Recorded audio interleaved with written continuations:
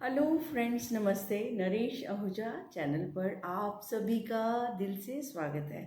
Friends, our life is defined by the company we keep and by the choices we make. यानी जो हमारी ज़िंदगी का स्तर है, जीने का जो हमारा अंदाज होता है, वो किस पर निर्भर करता है। वो हमारी कंपनी पे, हम किसकी संगति में हैं, कौन हमारे फ्रेंड्स हैं, हम किसके साथ रहते हैं। पहला ये, और दूसरा तो है ही है वो क्या, फ्रेंड्स भी हम कैसे चुनेंगे। हम आवर चॉइसेस वी मेक, जो हम चुनाव करते हैं। अब हमारा जैसा चुनाव होगा, जो हमने चुना है, तो वैसे ही रिजल्ट हमें मिलेंगे। तो फ्रेंड्स, ये बहुत बड़ी बात है।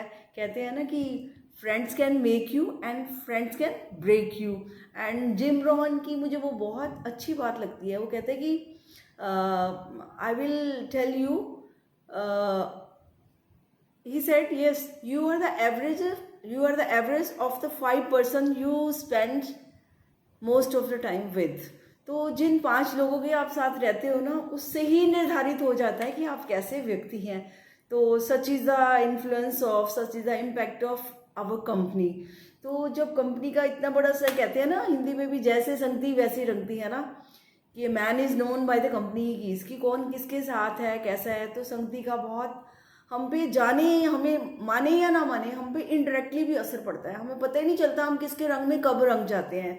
तो बहुत ज़रूरी है ये चुनाव करना कि हम कैसे लोगों के साथ रहें। तो फ्रेंड्स, एक बड़ी अच्छी बात है, बहुत अच्छी, उसको कहानी कहें या जीवन का बोध कहें, तो हम वैसे भी हम आज उसको अपना बोध लेके चलेंगे कि अपना हमें उस कहानी से क्या प्रेरणा मिली है। वो बहुत बड़ी शानदार है। वो कहते हैं कि 2 घड़ों की कहानी है आपसे, है ना, ठीक है। तो एक तांबे का घड़ा था, दूसरा मिट्टी का घड़ा था। अब आपको मालूम है, ऑब्वियस है कि तांबा जो है बहुत स्ट्रांग होता है, बड़ा पावरफुल होता है, राइट, सॉलिड होता है, उसकी लाइफ होती है, ठीक है, कंपैरिजन टू मिट्टी का घड़ा। और मिट्टी का घड़ा कैसे होता है, फ्रेजाइल होता है और बड़ा नाजुक होता है, उसको संभाल कर रखना पड़ता है, और किसी की अचानक से ठोकर भी लग जाए तो वो टूट जाता है।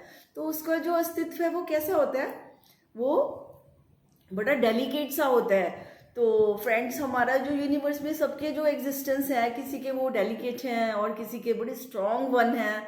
तो हमें तो क्या लेना देना कि कौन स्ट्रांग है और कौन वो है। हमें ये देखना है कि हमारा जो है ना, वो हमारा घड़ा जो है, ये हमारी बॉडी जो है, जो हमारा माइंड है ना, तो हमारे जीवन का ये जो घड़ा है ना, इसमें इसमें कितनी मजबूती है, इसको हमने कैसे संभालना है।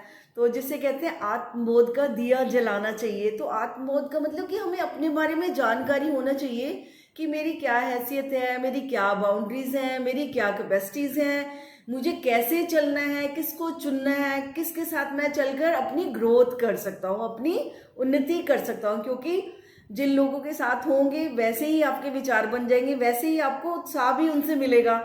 कि अगर कोई पढ़ने वाले लोग हैं, आप भी कहेंगे चलो मैं भी थोड़ा सा पढ़ ही लेता हूँ। कोई खेलने वाले लोग हैं, आप कहेंगे चलो मैं भी खेल लेता हूँ। कोई मूवी देख रहा है, चलो मैं भी देख लेता हूँ। तो हमें एक दूसरे का बहुत जल्दी से हमारे पर प्रभाव पड़ जाता है।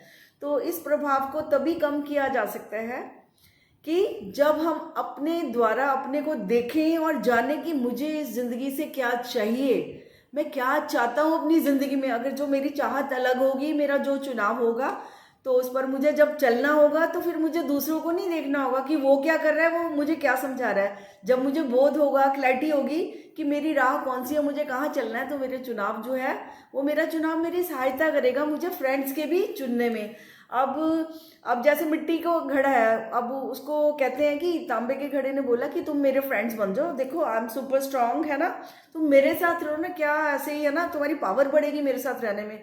तो समाज में भी ऐसे होता है, जो पावरफुल लोग होते हैं, जो वीक पीपल होते हैं, वो सोचते हैं उनके साथ रहें, हमारा भी शायद कोई काम बन जाएगा, तो उनके पीछे पीछे जाते हैं। वो ये भूल जाते हैं कि जैसे मिट्टी का घड़ा ने उसको, जब उसने इनवाइट किया तांबे के घड़े ने कि मेरे पास आ जा, मेरी कंपनी में रह, तो मिट्टी के घड़े ने सोचा, उसने अपना बोध का दिया जलाया और सोचा कि क्या मैं तांबे के घड़े की कंपनी कर सकता हूँ, क्या वो मेरे लिए अच्छी रहेगी। तो उसने अपने अस्तित्व को देखा। उसका अस्तित्व कैसा था कि अगर गलती से भी मैं तांबे के घड़े के पास चले जाता हूँ, मान लो उनकी कंपनी में चला जाता हूँ, तो उनके साथ जाने अनजाने भी मुझे अगर ठोकर लग गई, तो मेरा तो अस्तित्व ही खत्म, मैं तो मारा जाऊंगा। तो उसे इस बोध की वजह से उसने इनकार कर दिया कि भाई मैं तुम्हारे साथ रहना पसंद नहीं करूँगा। तो फ्रेंड्स, ये कहानी हमें ये बताती है कि हमें अपनी कैपेसिटीज़, मर्यादाएं, लिमिटेशंस हमें अपना देखना है कि मेरे लिए क्या अच्छा है। जो दूसरे के लिए अच्छा है वो जरूरी नहीं मेरे लिए अच्छा। और किसी की नकल करना, तो अगर नकल करेंगे तो मारे जाएंगे, लेकिन उसे बोध था कि मुझे नकल नहीं करनी, मुझे गलती से भी तांबे के घड़े के साथ नहीं जाना, क्योंकि वो चाहे जितना मर्जी स्ट्रांग है वो मेरी हेल्प करेगा, मैं उसकी कंपनी में रहूंगा।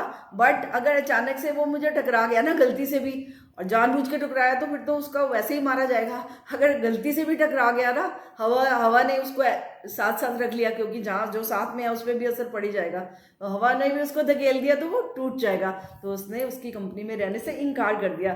तो दोस्तों, अब आपको पता है विवेकानंद जी ने बहुत जोर दिया था इस बात पर कि आप अपनी जिंदगी में अपने करेक्टर को बनाओ, सबसे ऊंचा क्या रखो, अपना करेक्टर रखो, ठीक है। नॉट पर्सनैलिटी नहीं, करेक्टर क्या होता है, पर्सनैलिटी वो होती है जो हम एक परसोना पहनते हैं, जिसे कहते हैं अंदर हम कुछ और सोचते हैं, समाज को दिखाने के लिए हम एक मुखौटा सा पहन लेते हैं, एक मास्क पहन लेते हैं कि लोगों को हम अपना बाहरी रूप दिखाते हैं। But character is what we think, what we do. जो हम हैं वो हम उसे शो करते हैं, वो किसी को पसंद आए या ना आए उसमें कोई फर्क नहीं पड़ता है। जैसे आपने देखा विवेकानंद जी ने क्या किया था, उनका करेक्टर ही तो था कि वो जब फॉरेन में भी गए वहां पर उन्होंने लोगों के बीच में रहते हुए अपने चाहे जैसे भी वो रहते थे, एक जो उनका एक जीवन के प्रति पर्सपेक्टिव था कि मुझे सच के साथ जीना है, मुझे कैसे रहना है, मेरी संस्कृति क्या है, मेरा करेक्टर क्या है, तो मैंने क्या उन्होंने वैसा ही जिया था। उन्होंने कभी नकल नहीं करी वहां जाके कि यूएस के लोग कैसे हैं, वेस्टर्न पीपल कैसे हैं, मैं उनकी तरह ड्रेस हो जाऊं।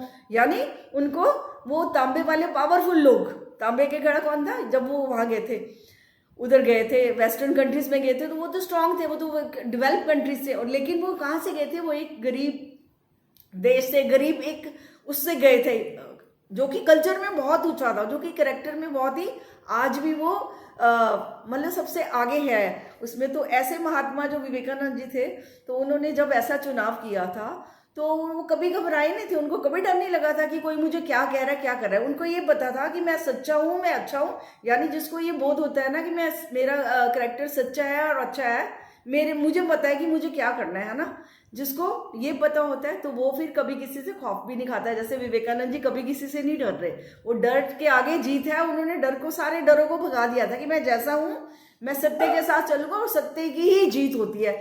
और उन्होंने ये जो मोटिव था उनका उनका मिशन जो था, तो उनको कहाँ तक ले गया। उनका जीवन तो सार्थक हुआ ही हुआ, लेकिन उनका करेक्टर जो है वो पूरा विश्व उनको फॉलो करने लगा। आज भी हम उनको फॉलो करना चाहते हैं। तो कोई भी देश जो है वो उन लोगों के करेक्टर से जाना जाता है कि वो कितने स्ट्रांग है, कितने मजबूत है, अपनी कल्चर में कितने वो रिच है। जैसे इंडियन शुरू से ही रिच रहे हैं अपनी कल्चर में, आजकल तो थोड़े वेस्टर्न हो गए हैं, थोड़ा अपनी कल्चर को भूलते जा रहे हैं, जो अच्छी बात नहीं है उनके लिए। बट अगर हमारा करेक्टर अच्छा होगा, है ना, हमारी कंपनी अच्छी होगी, अगर हमें पता होगा हमें किन लोगों के साथ रहना है, कि कौन से लोग हैं जो मेरी हेल्प करेंगे, जो हमारे वो फ्रेंड्स होते हैं जो हमें आगे बढ़ने में हमारी हेल्प करते हैं, ना कि वो नहीं होते कि छोड़ो ना ऐसे नहीं करो, जो हमें पोल्यूट करते हैं, those are not our true friends. तो हमें मालूम होना चाहिए कि हम किसके साथ कहाँ तक चल सकते हैं। तो हमें बड़े सोच समझ कर चुनाव करना चाहिए दोस्तों।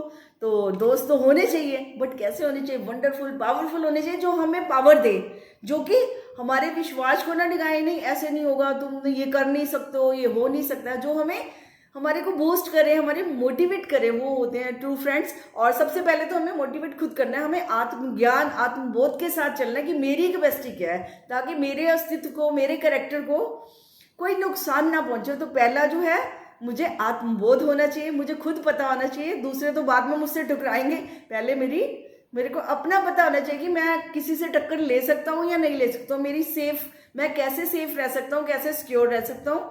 तो वो जिसको भी मालूम होगा अपनी सेफ्टी सिक्योरिटी मुझे कैसे करनी है, मुझे कौन सी मेरी लाइफ लाइन्स हैं, कौन सी मेरी लिमिटेशंस हैं, मर्यादाएं हैं, जिसे कहो संस्कार हैं, जो उनको मार्किंग कर देगा उनकी, उसके साथ चलेगा, तो उसकी लाइफ डेफिनेटली उसने खुद डिजाइन करी है तो वैसी ही खूबसूरत होगी जैसे उसने डिजाइन किया है। तो friends, choose your friends wisely and but use your wisdom for your self first. पहले अपने लिए कुछ भी करना है, अपना ज्ञान रखो, अपने बारे में जानो, अपने अच्छे अच्छे चुनाव करो, फिर अच्छी अच्छी जिंदगी तो आप जीने ही वाले हैं। तो आज इतना ही, फिर बात करेंगे, मुलाकात करेंगे। तब तक के लिए नमस्ते and thank you very much.